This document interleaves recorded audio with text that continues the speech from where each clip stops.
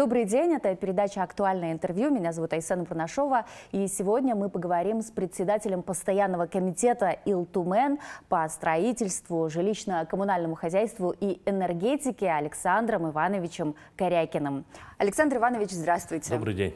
Ну что, буквально на днях вы выступили в Государственной Думе нашей страны, и тема вашего выступления касалась законодательной инициативы ИЛТУМЭНа касаемо вывоза ТКО, твердых коммунальных отходов, с труднодоступных районов нашей республики.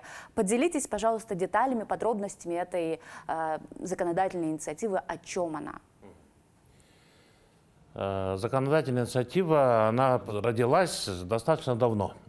Буквально, наверное, уже 5 лет назад мы ее активно отрабатываем. Еще 6-й созыв начал работать госсобрание. Да? В двух словах, вот особенности территории нашей республики, именно особенности, да, природоклиматические, наша большая территория, низкая плотность, она вносит коррективы практически во все сферы экономики. Треть территории нашей республики сегодня практически не затронута этой реформой мусорной. Суть реформы – это сократить количество свалок, сделать системный сбор, утилизацию, захоронение отходов. Да? Но в силу того, что у нас есть особенности, такие как труднодоступные населенные пункты, где отсутствует круглогодичное транспортное сообщение, они сегодня практически не имеют возможности жизни. Поэтому мы своими предложениями постарались защитить вот эти малые населенные пункты, труднодоступные, чтобы они не были ущемлены. И точно так же, значит, население ощутило все вот эти последствия, да, мусорной реформы.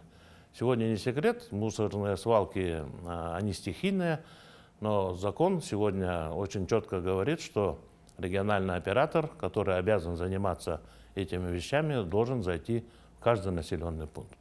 У нас 636 населенных пунктов в нашей республике, из них 220 – это труднодоступные. Как я сказал, нету круглогодичного транспортного сообщения. Сезонный зимник, который открывается у нас, как мы все знаем, он работает от 1,5 до 3 месяцев. Открывается, как правило, после Нового года, с января. И то, значит, есть разные помехи в виде там, наледей, других стихийных погодных явлений в виде заносов снега и так далее. Очень сложно. Поэтому вот наши предложения, они касаются, чтобы вот эти все наши особенности были учтены. В первом чтении Государственной Думой был поддержан, мы очень рады. Поэтому в течение месяца поправки те регионы, которые хотят внести, должны внести.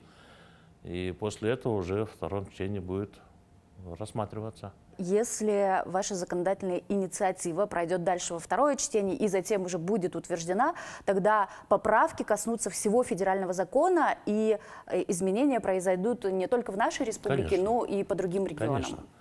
Сегодня более 40 субъектов, которые имеют аналогичные проблемы.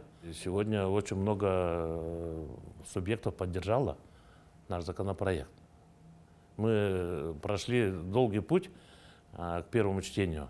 Были разные встречи, разные обсуждения на разных площадках. Поэтому это выстроенный законопроект, который в любом случае вот сегодня поддержан. Скажите, пожалуйста, как сейчас обстоят дела с вывозом ТКО именно в труднодоступных районах нашей республики? Может быть, там есть какие-то нормативы? Раз в год вывозят или там несколько раз в год? Кто вывозит? Какими силами это все устроено? И что вообще такое ТКО? Что туда входит? Каждый человек в процессе своей жизни выделяет какой-то мусор, да? Пищевые остатки, какие-то вещи, которые уже не нужны. Есть и нормы, да, для каждого, на одного человека. То есть все отходы жизнедеятельности, они, одним словом, они относятся к твердым коммунальным отходам. Сегодня по закону, который работает, как я сказал, с 2019 года, это обязательная услуга должна быть для населения. Да?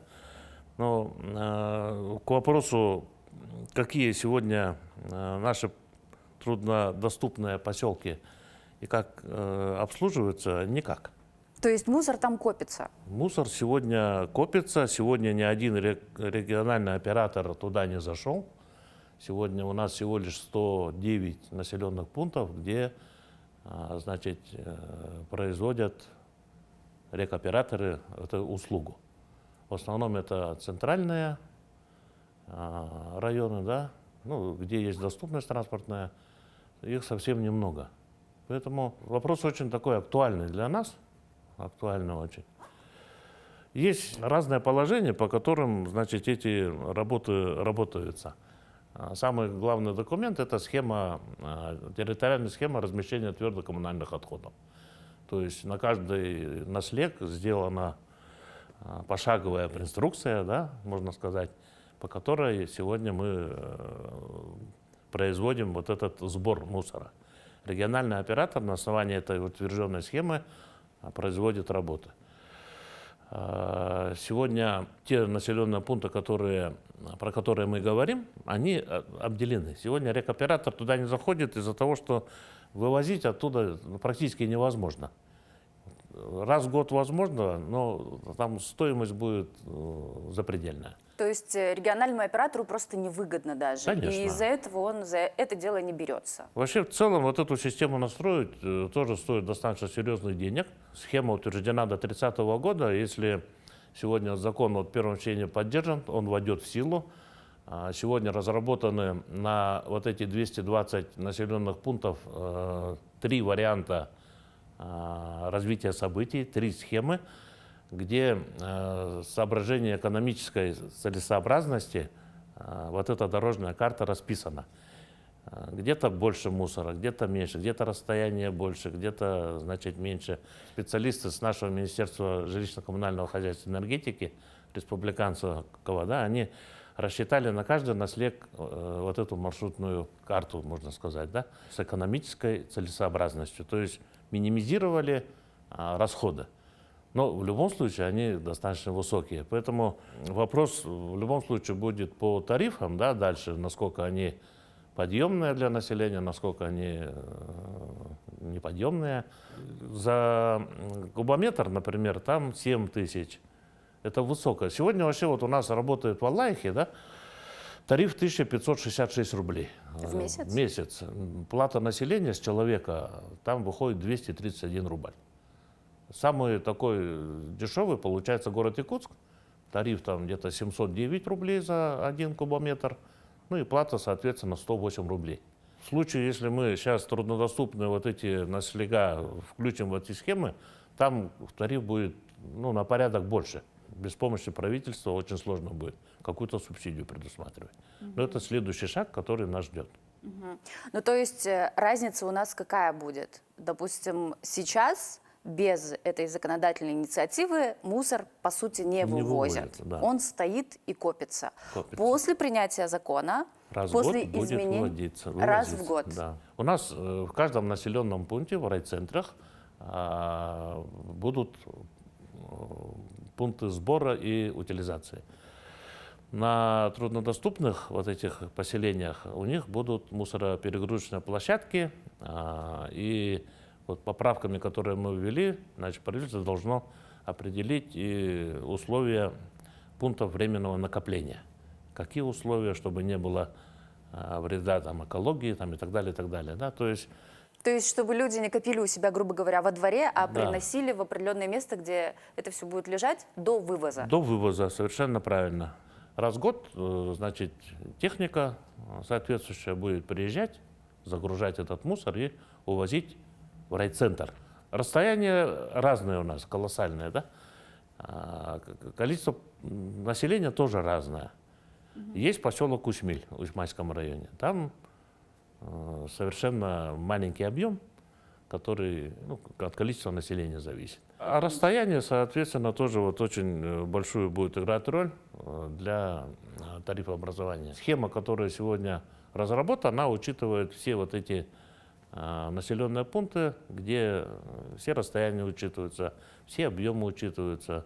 Какие районы у нас входят в этот законопроект в отдаленные районы Якутии? Практически вся Арктика. Вообще у нас 30 районов попадает. Даже в центре есть у нас поселки, которые труднодоступные. Арктическая зона, вот северная, она входит полностью. И рекоператор там тоже один сегодня, да, вот ГУП ЖКХ 13 арктических районов обслуживает. Вот этот мусор будут вывозить раз в год из отдаленных районов нашей Якутии. Куда его потом привозят и что с ним будет? Какова судьба у этого мусора дальше? Согласно вот этих схем 3 вариантов, да, вот в арктических районах в основном везде будут стоять сжигающие установки. Сжигается, образуется там зола, до 95% объем сокращается. Или даже его используют там для отсыпки дороги, как бы это тоже возможно. Она отвечает этим требованиям. Поэтому на каждый поселок, вот это то, что я сказал, экономически целесообразный подход, он учитывает все эти вещи. То есть с Арктики сюда в центр никто возить мусор не собирается. На месте будем захоронение делать. Откуда появилась идея создания такой законодательной инициативы? Закон работает с 2019 года. Его должны исполнять. Для этого и закон. Те главы, которые не исполняют, они несут ответственность за неисполнение этого закона. Конечно, прокуратура тоже не дремлет, соответственно, они бдят, наказывают. А главы, к сожалению, в этом случае сделать особо ничего и не могут. Поэтому, понимая все эти вещи, почти 5 лет этот законопроект мы активно прорабатывали на всех уровнях. Он прошел очень много обсуждений, очень. Несколько раз его возвращали. В конце концов, с очень большой такой поддержкой и помощью практического комитета Госдумы по экологии и природе, да, там лично вот Александр Борисович Коган, который активно нам помогал, мы подключали правительство в лице заместителя председателя правительства Абрамченко, да, вот мы получили заключение положительное. И после этого, конечно, вот пошел уже процесс. Мы первое чтение практически единогласно получили, и сегодня будем работать уже во втором чтении. Это очень радует. Сегодня все предпосылки для этого есть, все расчеты есть, вся логистика продумана, просчитана. Поэтому с 1 сентября, я думаю, полностью мы уже по-новому будем работать. Александр Иванович, спасибо вам большое за интервью. Будем следить за ходом этой законодательной инициативы. Спасибо.